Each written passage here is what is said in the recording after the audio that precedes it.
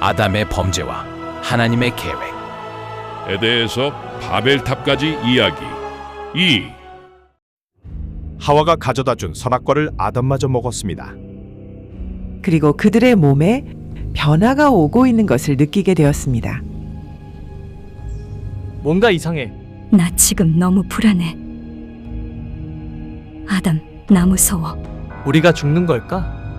아담, 우리를 감싸고 있던 영광의 빛이 사라졌어. 우리의 알몸이 그대로 드러났어. 어떻게 좀 해봐. 너무 부끄러워.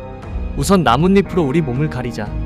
이들은 선악을 알게 하는 열매를 먹은 결과 눈이 밝아져 그들이 알몸이 된 것을 알고 매우 부끄러워했습니다.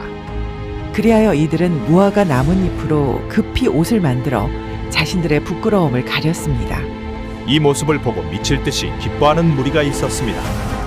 그들은 바로 뱀을 이용해 여자와 아담이 선악과를 먹게 한 사단과 그를 따르는 악한 천사들이었습니다. 드디어 우리의 계획이 이루어졌다. 하나님을 난처하게 만든 거야. 하나님이 이 일을 어떻게 하실지 매우 궁금하군. 혹시 하나님이 이번 한 번은 봐주시고 다음부터는 절대 용서하지 않겠다 하시지 않을까? 그러면 그렇게 하시라 하지 뭐. 그러면 나중에 태어날 자녀들에게 이렇게 말하는 거야. 너희 부모들은 선악과를 먹고도 아무렇지 않게 살았다. 그러니 너희들도 먹어도 된다. 하나님은 사랑이시니 결코 죽게 하시지는 않는다. 이렇게 말입니까?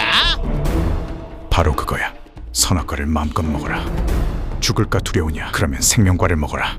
하나님이 어찌하시겠냐? 그렇게 되면 하나님의 법은 있으나 마나 하겠군. 그럼 아담과 여자를 당장 죽이면 어떻게 되는 거지? 그러면 우리는 하나님이 사랑이 없으시고 냉정하신 분으로 말하면 되는 거야. 그리고 하나님의 법이란 두렵고 무정한 것이고 피조물들에게 가혹한 것이라고 떠드는 거야.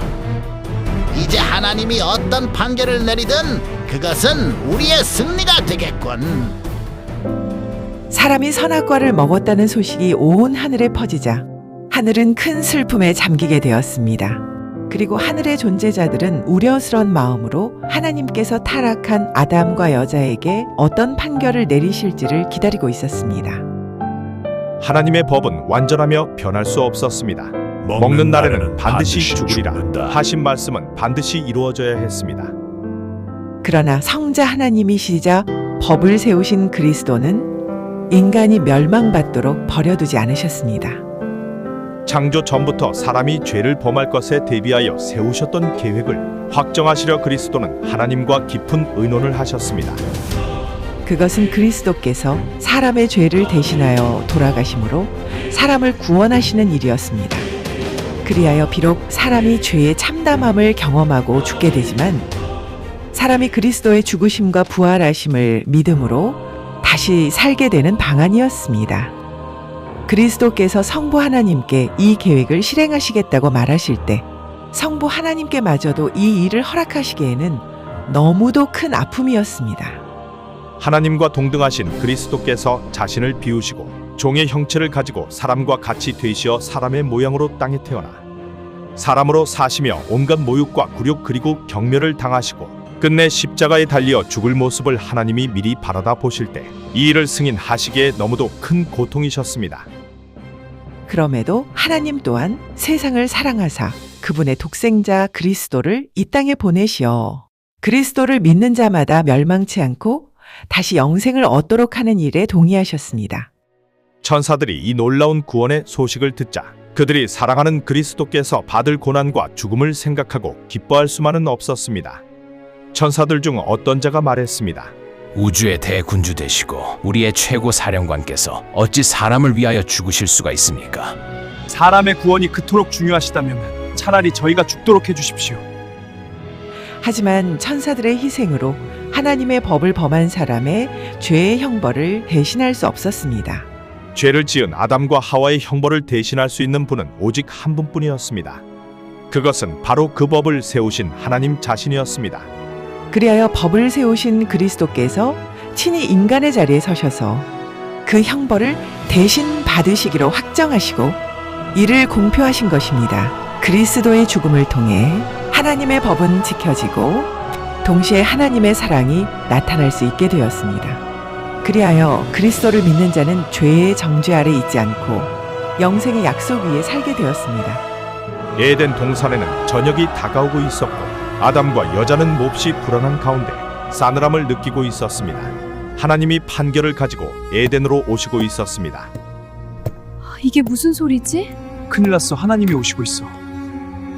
어떻게 하지? 우선 숨고 보자. 죄를 지은 후 이들은 하나님이 두려워 숨어버렸습니다. 오늘의 이야기는 아담과 그의 아내가 선악과를 먹고 죄를 범함으로 그리스도께서 하나님과 의논하시어 이들을 위한 구원의 계획을 확정하신 일입니다. 하나님의 법은 완전하여 변경되거나 없어질 수 없었습니다. 사람을 향한 하나님의 사랑도 없어지지 않았습니다. 그리하여 하나님 중 한 분이신 그리스도께서 사람을 위해 돌아가시고 사람을 다시 살게 하겠다고 약속하셨습니다. 그리고 그 약속에 따라 약 2000년 전에 그리스도께서 돌아가심으로 이 약속이 성취되었습니다. 말씀을 같이 읽어보세요. 우리가 아직 죄인 되었을 때에 그리스도께서 우리를 위하여 죽으심으로 하나님께서 우리에 대한 자기의 사랑을 확증하셨느니라. 로마서 5장 8절. 참 잘했어요. 이야기는 다음 주에 계속됩니다. 안녕.